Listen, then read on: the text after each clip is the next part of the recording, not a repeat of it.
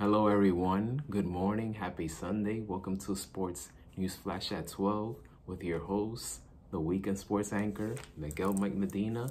I hope all you guys are having a terrific weekend. For us who are living in New York, yesterday, Saturday, it was pouring all day. It was an ugly day, but the most important thing is that we are alive and well today with health and prosperity. So that's what matters the most. And as you guys can see, I have no backdrop again today. This is the second or third straight Sunday that I don't have a backdrop. I was supposed to have one today, but it's still in delivery process. So hopefully next Sunday, I'll have something to show you guys. But in the meantime, I'm just gonna continue to show off my trophy, but it's gonna be good. It's gonna be good. We're in December, Christmas time, so it's one of the most magical time of the year, November, December. It's amazing. I love it. So, but we're gonna keep this thing rocking and keep this thing going forward and being positive and be joyful. Why? Because we have God in our hearts. Well, the ones like myself, we have God's in our heart. So we have joy and we have peace. First things first, I'm gonna get started with baseball. The biggest news in baseball that's happening so far, and that is starting pitcher ace Jacob deGrom. Same face, new place. His time in New York is over. He signed a 5-year, $185 million contract with the Texas Rangers.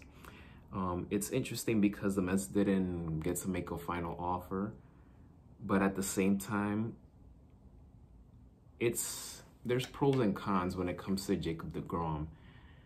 Jacob deGrom, he's arguably the best pitcher in the last 3, 4, 5 seasons when he's healthy. From 2018 through 2021, he has posted a 1.94 ERA. Jacob deGrom, we know how special he is when he's healthy, but the reality is that he's 34 years old. Next season, he's going to be 35. So, and we gotta take in consideration his durability issues. And if you don't want to take my word for it, here's the list of his injury history.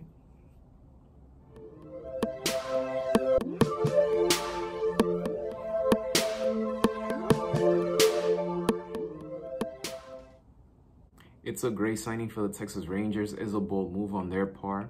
However, they're taking a major risk because he has a lot of injuries that he's dealt throughout his career. So you wonder how effective he is going to be when he arrives in Texas, because usually as you get older in sports, injury starts to climb up even more. Your stuff is not the same as it used to be. But Jacob deGrom, when he's healthy, I don't see him slowing down. It's just a matter of, can he stay healthy? So that's something that the Texas Rangers are hoping, and they should be crossing the fingers that he doesn't miss so much time.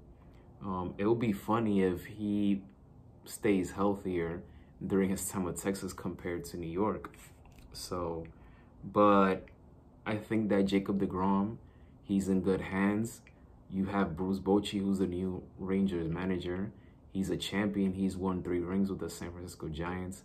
He took the Padres to the '98 World Series. You have Chris Young, former pitcher, who's now working with the Texas Rangers. And he's been vocal about how amazing it is to play in Texas. A lot of people have said the same thing. Adrian Beltre, when he had his, I think it was like a jersey retirement in Texas, he said that Texas is an amazing city, state. So I haven't heard anyone say anything negative about playing in Texas. So Jacob might love his time playing in Texas, and Texas have been not shy whatsoever in terms of money spending. They gave a big contract to Corey Seager, to Marcus Semien, now to Jacob deGrom. So Texas are trying to build something here. So, and they're going to, because like I said, now you have a new manager plus those pieces, and now they have an ace on top of that. So we just have to wait and see how this will play out, whether they win this signing or whether it will be a bust. So, but I feel that it will be more of an asset than a liability for Texas. But congratulations to Jacob deGrom. The Mets fans, I'm a Yankee fan, so I don't feel bad for Mets fans, with all due respect. But you got to look at the positive about what Jacob deGrom has done during his time with the Mets. He went to the World Series in 2015. As a Mets pitcher, he's number 1 in ERA with 2.52. He's 7th all-time in wins with 82. He's ranked number 1 in WHIP, which is 0.998. He's 4th all-time in strikeouts with 1,607. So he's accomplished so much during his time with the Mets. And he's won Cy Young. He's been Rookie of the Year. Mets fans, yes, he was a fan favorite in Queens, but they shouldn't be so upset, so down, because again, you have the injuries, plus he's 34. So the Mets, they still have work to do with their starting rotation. Yes, they have Max Scherzer, but I feel that they're missing another big arm now, but they need to get someone younger. Justin Verlander, he's 39, and yes, it's tempting because he just won the AL Cy Young Award, but you got to get younger with your staff. So Stephen Cohen, you know, he's the money man, so let's see what he does. And speaking of Justin Verlander, I feel that his time with the Houston Astros is over, because he's going to want the money that Max Scherzer got from the Mets. So I don't think the Houston Astros are going to be like, Justin, we thank you for everything you've done for us, but we can't give you that kind of money. And plus, he got carried in the postseason. So, yeah. I think I see him going to the Dodgers. And if I remember correctly, he has a home in Los Angeles. So that'll be a great situation for them, even though I feel like the Dodgers already are an oil machine team. So how much more do you need? So that'll be interesting. If not the Dodgers, then maybe the Mets could be an option. Maybe the Yankees could be the option, but he wants the money. That's the reality. I don't see him taking a 1-year deal, especially after having the season that he had. And he won a ring, but it's the season, the pitching performance season that he had. So he's betting on himself, just like Aaron Judge is. So, but it's going to be a very fascinating, it's already a fascinating offseason. And then you have guys like Carlos Correa, who I know he's going to want his money. I would love to see him to stay with the Minnesota Twins. I feel that they could build something special there. They need his championship experience. My only thing is they just got to stay healthy, and that including Carlos Correa. So, but either Minnesota Twins will go extra hard on him and give him a big contract, or he's going to go play somewhere else. But I want to see Carlos Correa finish the remaining of his career in Minnesota and establish himself as a fixture in Minnesota. That does it for baseball. We're gonna go into this commercial, and when we get back, we're gonna talk about Dallas Mavericks coming to Madison Square Garden and face off their former guy, Jalen Brunson, who's a New York Knick. I'm gonna talk a little bit about that, and especially close it out with college football. So we'll be back.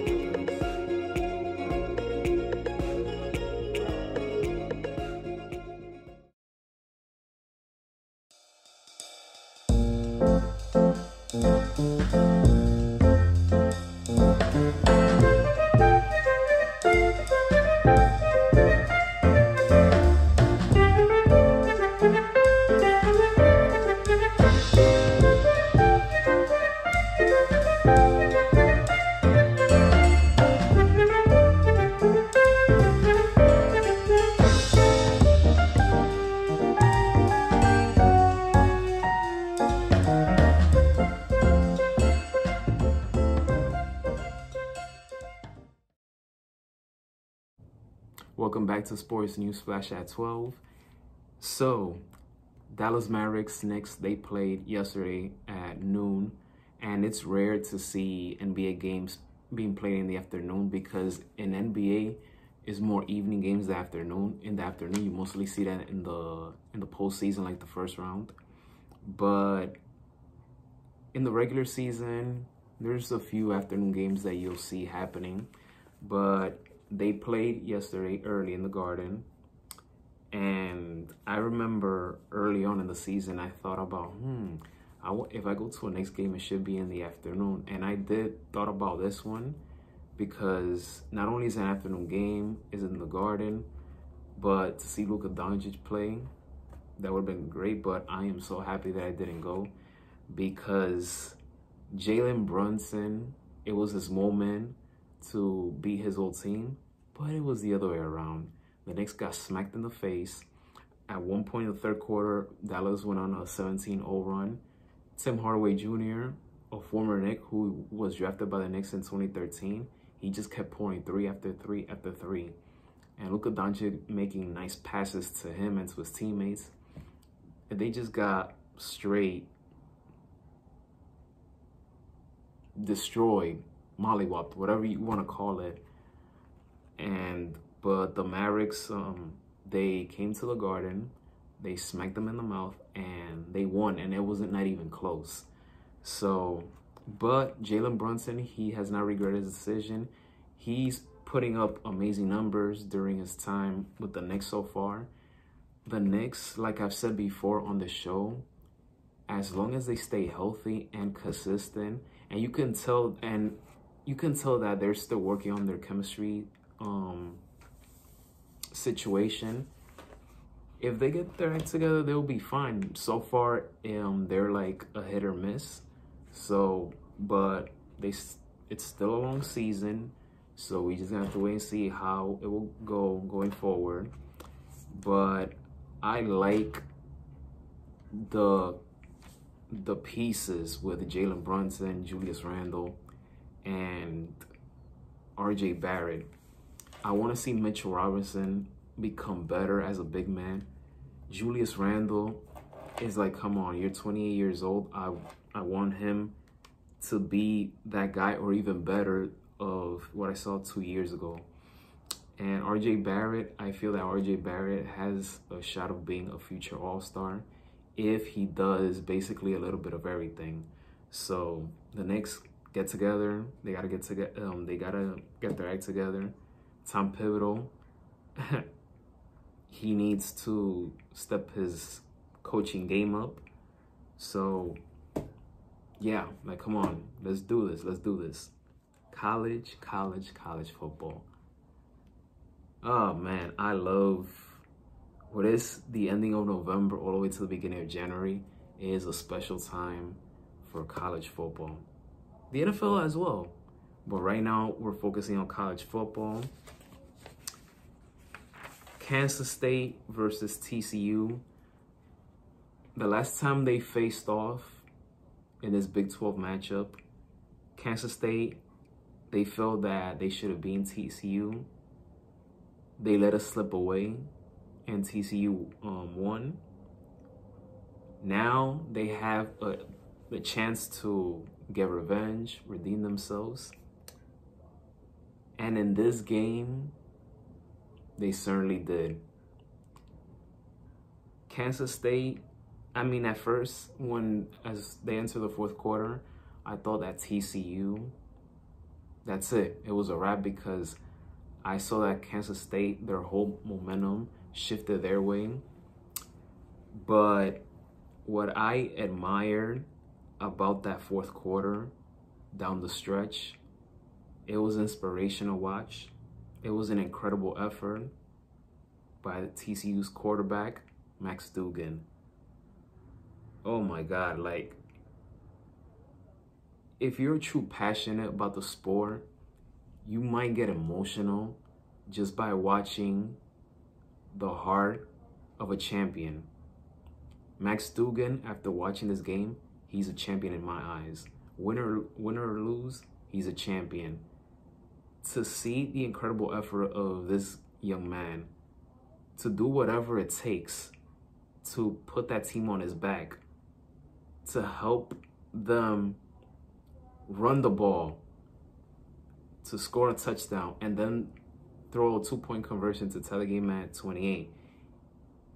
It was amazing to watch. He was gassed. He left it all on the field. He's a true athlete with a lot of heart. And that was beautiful to watch. It was just amazing. And it sucks and it bothers me that TCU lost this game. I picked them to win this game.